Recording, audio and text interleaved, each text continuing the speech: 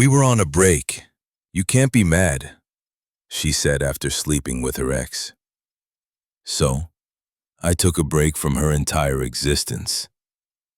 Now, I'm engaged, and she's still telling people I was the one who got away. Hey viewers, before we move on to the video, please make sure to subscribe to the channel and hit the like button if you want to see more stories like this. Thanks. When I think back on it now, I can't pinpoint the exact moment Sophie started slipping away. It wasn't one big argument or betrayal at first. It was small, quiet changes. The kind you only notice once they've piled up high enough to suffocate you. We'd been together for 2 years. Sophie and I met through mutual friends back when everything between us felt easy. She was warm, funny, full of life. She dragged me to art shows I didn't understand, late-night drives with no destination, random weekend getaways. I grounded her. She pulled me out of my routine for a while. That balance worked. Then around month 18, things started to tilt. Sophie got promoted at her marketing job and started spending more time at networking events. At first, I was proud. She was ambitious and charming. People naturally liked her. But soon, networking became an excuse for everything. Staying out late, ignoring my texts, canceling plans last minute. I wasn't suspicious right away. I knew what it meant to be busy. I worked in it. Long hours, sometimes late nights on call. But the energy between us changed. She got impatient when I asked simple questions, defensive about her phone, distant when I tried to talk. Then came the nostalgia.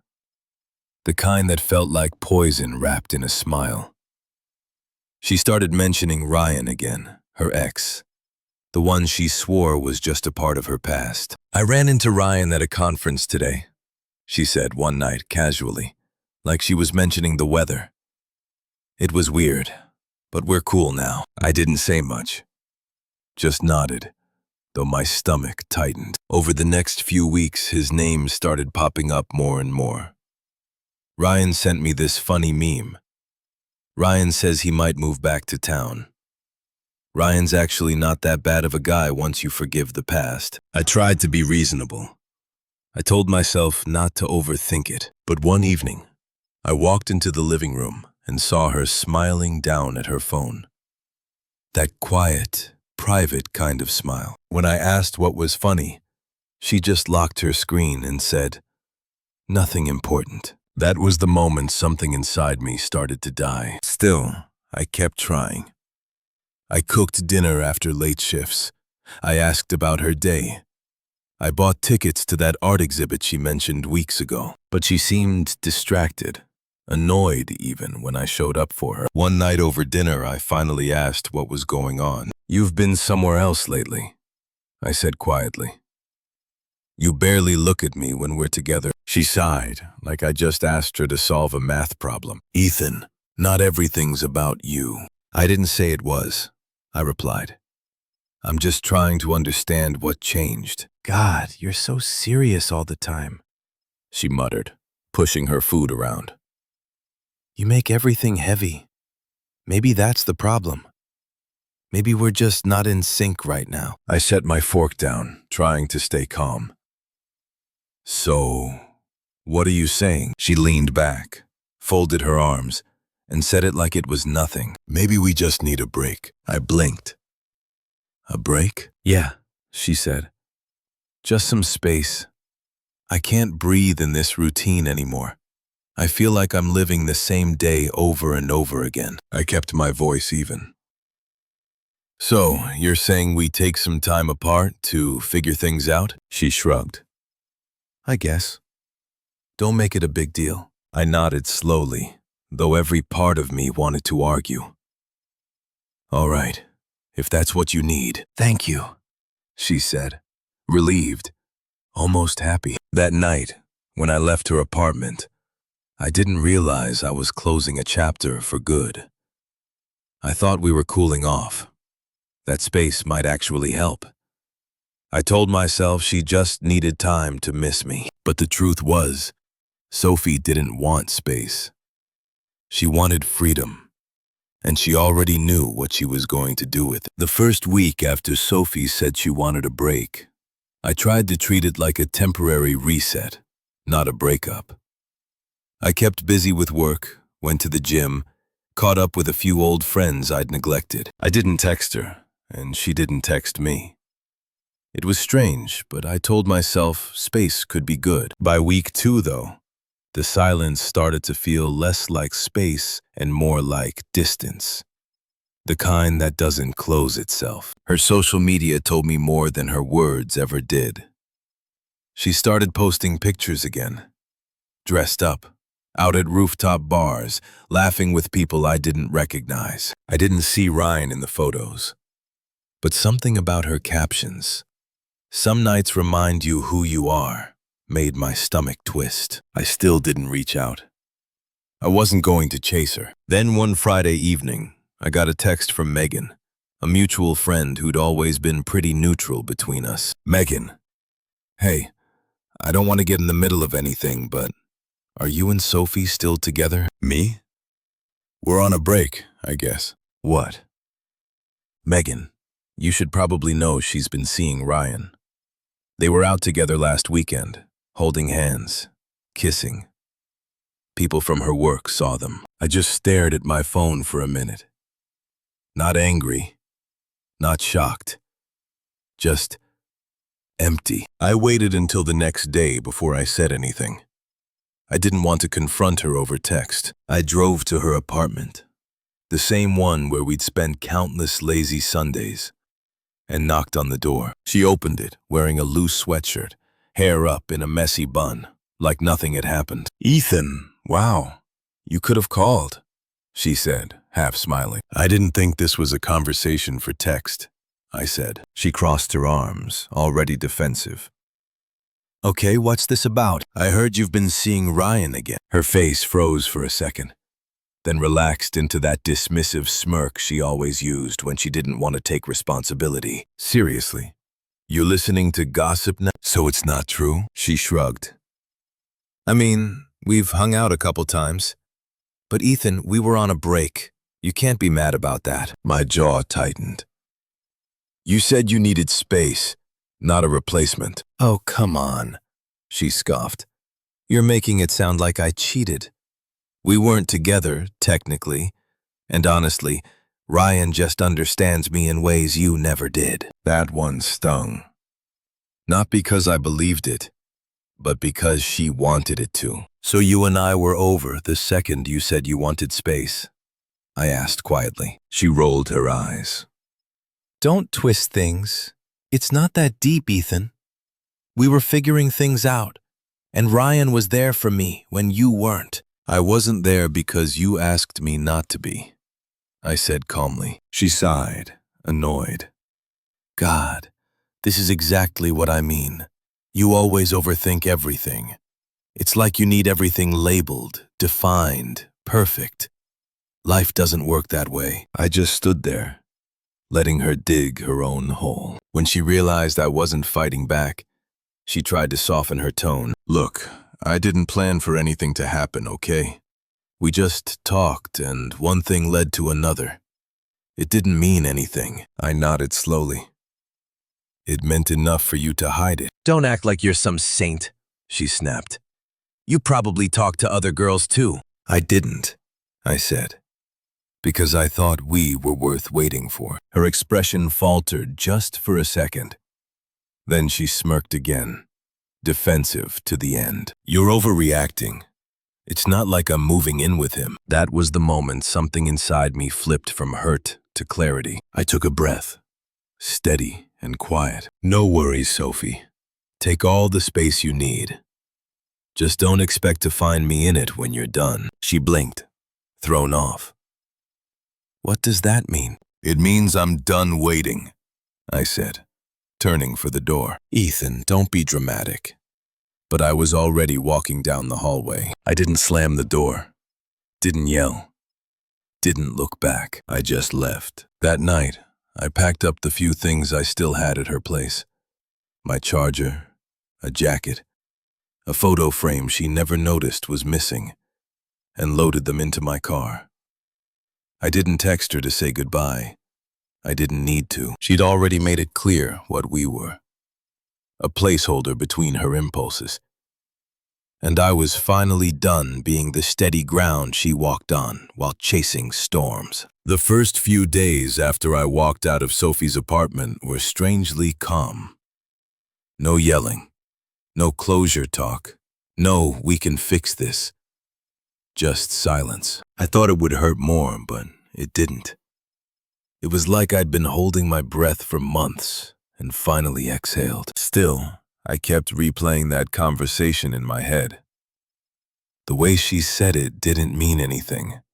The way she deflected, minimized, twisted everything into my fault. I realized that was how every argument went.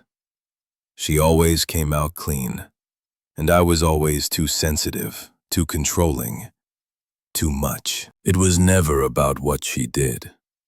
It was about how I reacted. And for the first time, I wasn't reacting. I started focusing on myself again. Going to the gym became routine, not distraction. I ate better, slept better. I even started hanging out with coworkers outside of work, something I hadn't done in years because Sophie always complained that I didn't make enough time for her. It was like rediscovering who I was before her. Meanwhile, she tried to keep up the illusion online.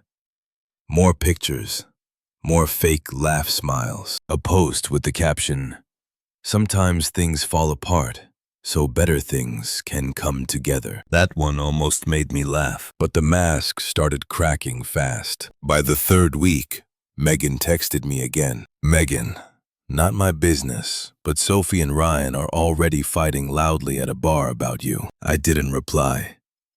I didn't need to know the details. A few days later, Sophie texted me for the first time since the confrontation. "Sophie, hey, I just wanted to check in. How are you?" I stared at it for a while before replying. "Me? I'm good. You?" She responded instantly. "Sophie, I've been better. Things have been complicated." I didn't reply. A minute later, another message came through. "Sophie, can we maybe talk? Not about us, just talk." That was such a Sophie move. Not about us. Meaning exactly about us. I didn't answer. For a week, she kept trying. Random texts at night. A few funny memes. She knew I'd like a photo of our old cat, which she still had, with the caption, "He misses you." I ignored them all. It wasn't anger anymore. It was peace. I just didn't want anything to do with her chaos. Then one Sunday morning, I saw her outside my apartment building.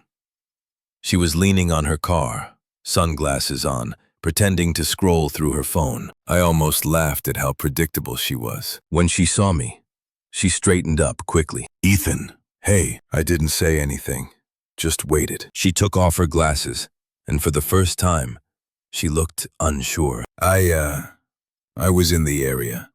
Thought I'd stop by." I nodded. "Okay." "I just wanted to say I'm sorry for everything." "Okay," I said again. That seemed to bother her. "That's it? What do you want me to say?" "I don't know," she said, voice cracking a little. I miss you. And I hate how things ended." "Things didn't end," I said calmly. "You ended them. I just accepted it." She looked down. "Ryan and I were not talking anymore. It was a mistake. I see that now." I almost pitied her. Almost. "Sophie," I said, "you didn't make a mistake. You made a choice. You chose him. You chose to lie, to test me, to see if I'd wait while you figured yourself out. And now you're just upset that your choice didn't pay off." Her eyes watered. "That's not fair." "It's completely fair," I said. "You wanted space. You filled it with someone else. And now you're alone. That's what space gets you." She tried to reach for me, but I stepped back. "Ethan, please. I just want to talk." I messed up. I know that. I just, I don't want to lose you completely. You already did, I said quietly, and I walked past her, back inside my building. She didn't follow. That was the last time I saw her in person. Over the next few months, life just moved on. I stopped checking her social media, deleted our photos, stopped caring about who she was with or what she was doing. By the time she realized I wasn't coming back, I'd already built something better. Peace, clarity, self-respect, and the irony. She'd been chasing freedom the whole time, only to find out she was the one trapped by her own indecision. I just stopped being part of it. 3 months passed. By then, Sophie was just a distant memory. A lesson, not a wound. I'd thrown myself into work, landed a promotion, started managing a small team. The irony wasn't lost on me. The same job she mocked for being too stable became the very thing that set me free. I wasn't dating anyone yet, but for the first time in years, I didn't feel lonely. My apartment was quiet, organized, peaceful. I could leave my shoes by the door without someone rolling their eyes about messy habits. Life just felt clean. Then one afternoon, Megan called again. Megan, hey. Not trying to stir the pot, but you might want to know what's going on with Sophie. I sighed. Megan, I really don't. I know, but it's kind of bad. She and Ryan broke up. He cheated on her with someone from the gym. Then she got into an argument with her manager at work and quit. Now she's posting cryptic stuff online about people using her. I paused. That tracks. Megan, she's been asking around about you. I think she regrets everything. I laughed quietly. Regret doesn't mean change. Still, I couldn't help checking her Instagram that night for the first time in months. It was like watching a slow-motion car crash. The confident, smug version of Sophie was gone. Her posts were different now. Long captions about starting over, learning to love yourself again, and trusting the universe. Translation: rock bottom. The final straw came a week later when she texted me again. Sophie, hey, I know it's been a while. I just wanted to say I really miss you. I was stupid. I threw away something real. I didn't reply. 2 days later. Sophie, please, Ethan. I know I hurt you, but I've changed. I've been doing therapy, journaling, working on myself. I just want a chance to show you. Nothing. Then came the long one. Sophie, you always said I'd regret losing you, and you were right. I thought I needed excitement, but all I found was chaos. You were the only person who ever made me feel safe. I see that now. I'd give anything to go back. For a moment, I sat there rereading it. Not because I missed her, but because I realized how differently I felt now. There was no anger, no longing, no ache, just quiet detachment. She finally said everything I used to beg to hear. But now, it meant nothing. I left the message unread. A few weeks later, I got an email. Professional this time. Subject: Hey stranger. Smiley face from sophie.binson.work@gmail.com. I opened it out of curiosity. Sophie, hey. I heard from Megan that your company is hiring a marketing coordinator. I know this is awkward, but I'm applying. I hope there aren't any hard feelings. It would be nice to see you again. I stared at the screen for a good minute, half amused, half stunned. Of all places, she wanted to work with me. When HR brought her name up during interviews, I didn't say a word. I didn't need to. Her resume wasn't bad, but she had a reputation now. High turnover, dramatic exits. She didn't even make the shortlist. Later that week, she texted again. Sophie, I didn't get it. Guess that's karma, huh? Me? Maybe it's just life catching up, she replied. You're still cold, I typed back. Me? No, just done. That was the end of it. Or at least I thought it was. A month later, I ran into her at a mutual friend's birthday party. She looked smaller somehow. Same sharp eyes, same perfect hair, but the energy was gone. She forced a smile when she saw me. Ethan, wow, you look good. Thanks, I said, nodding politely. I've seen your work updates. You're killing it. I'm doing all right. She took a sip of her drink, hesitated. You're not seeing anyone, are you? No. Her eyes lit up. Then maybe we could. I stopped her. No, Sophie, we couldn't. She blinked. You don't even want to talk about it? There's nothing to talk about, I said calmly. You made your choice. I accepted it.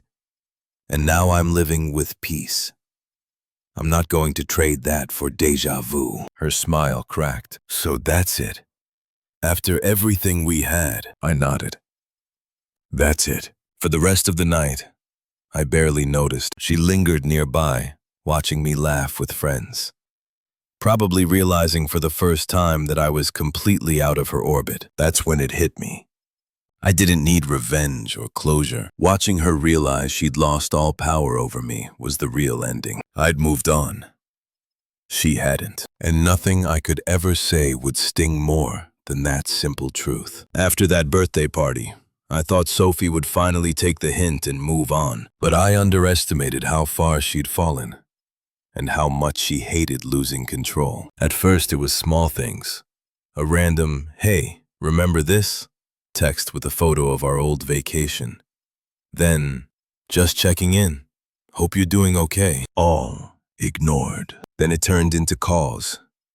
Late night, missed. Then voicemails I didn't listen to. Then mutual friends started mentioning her name again. Sophie's been asking if you're seeing someone. She told people you two might get back together. She said you've been cold, but that you still care. I just smiled. She can say whatever helps her sleep. Then came the real humiliation. Not for me. For her. My company hosted a networking event downtown. Nothing fancy. Just drinks, music, and small talk with clients. One of those nights where everyone was in their best mood. Shaking hands. Pretending to care about synergy and brand growth. I was talking with a client when I saw her, Sophie. She'd shown up with Megan, who worked at another firm that was attending. I could see the exact moment she spotted me. Her face froze, then brightened. That fake, I'm totally fine kind of way. She approached with her drink half full and confidence half faked. Ethan, she said, smiling too wide. Fancy seeing you here. I nodded politely. Sophie, Megan, bless her, looked like she wanted to vanish. I'll, go say hi to someone, she mumbled and left us. Sophie looked me up and down, clearly taking in my suit, the name badge with project lead under my name, the easy conversation I'd just been having with clients. You look good, she said finally. So do you. I lied. She gave a little laugh. The kind that used to get her whatever she wanted. I've been keeping busy, working freelance now, trying to get back on track. I nodded. Good for you. She tilted her head. You don't make this easy. Make what easy? Talking to you. I'm not sure we have much to talk about. Her smile faltered. I know I messed up, okay? I'm not denying that. But I thought maybe we could start fresh. Just coffee. No expectations. I looked at her for a long second. Sophie, I don't hate you. But I also don't have any reason to see you again. I'm not angry.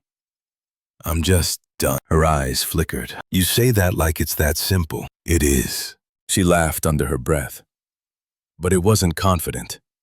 It was brittle. You can't just pretend we never existed. I'm not pretending. I just stopped living in the past. She stepped closer. You used to love me. I did, I said evenly. Until you made sure I couldn't. That landed like a brick. She froze. blinking fast. Then the mask cracked completely. You think you're better than me now? She snapped.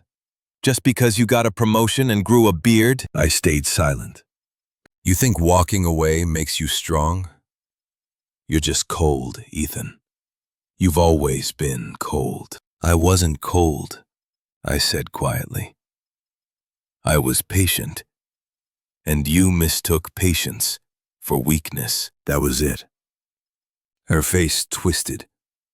Embarrassment, anger, regret. People nearby started glancing over. She realized it too. Straightened up, forced a laugh. Whatever, she said, shrugging like it didn't sting. You'll regret this someday. Maybe, I said. But not today. And I walked away. The rest of the night, I didn't look back once. Apparently, she didn't let it go. Megan told me later that Sophie broke down crying in the bathroom after I left. She'd been drinking, telling anyone who would listen that Ethan's changed and he's not the same guy anymore. That part was true. I wasn't the same guy. I was the version of myself I'd been before she chipped away at my confidence. Before she made me feel small to make herself feel big. Sophie wasn't facing karma because I wanted her to. She was facing it because she finally had to live without the version of me who absorbed all her chaos. And without me, her world didn't hold up. After that event, I didn't expect to ever hear from Sophie again. But life has a way of giving people one last chance to embarrass themselves. It happened about 6 months later. By then, my life looked completely different. The promotion had turned into a management role. I'd finally taken a vacation, my first real one in years. I'd built a small circle of genuine friends. I was mentoring 2 younger employees who reminded me of myself before Sophie drained the life out of me. Then one morning, I got an email. Subject: please read this. I promise it's the last time. From Sophie. I debated deleting it, but curiosity won. Sophie, I know I've reached out before, and I know I've made a fool of myself. I need to say this. I'm sorry for everything I did to you. I didn't appreciate you when I had you, and now I'm paying for it. I keep thinking about how different my life would be if I just stayed. Ryan was a disaster. He lied, cheated, and made me feel worthless. After him, I kept meeting the same kind of guys. All users, all fake. I finally get what you meant by peace. I miss that. I miss you. I'm not asking to get back together. I just need you to know that you were right about everything, and I'll probably never stop regretting what I did. I read it once. Then again, I felt nothing. No anger, no nostalgia, no satisfaction, just detachment. It wasn't a trap or manipulation this time. It was surrender. But even then, it didn't matter. Her apology couldn't rewrite the person she'd been when it counted. Still, I decided to respond. Not out of emotion, out of finality. Me. I appreciate the message. I'm glad you're being honest now, but we're at 2 very different places in life. I don't hate you, and I don't wish you harm, but I don't carry what happened anymore. I learned what peace feels like, and I'm not willing to trade it for anything familiar, especially not the past. I hope you heal. Take care of yourself. She replied within minutes. Sophie, so that's really it? No chance, no coffee, nothing. Me?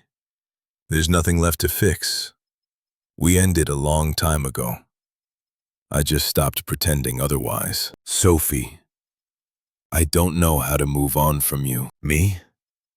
Then start by not looking backward. She didn't reply, and that was it. No dramatic outburst, no closure speech, no lingering pain, just silence. A few weeks later, I heard she'd moved back to her hometown. New job, New apartment, same cycle starting again. Meanwhile, I'd moved into a new place.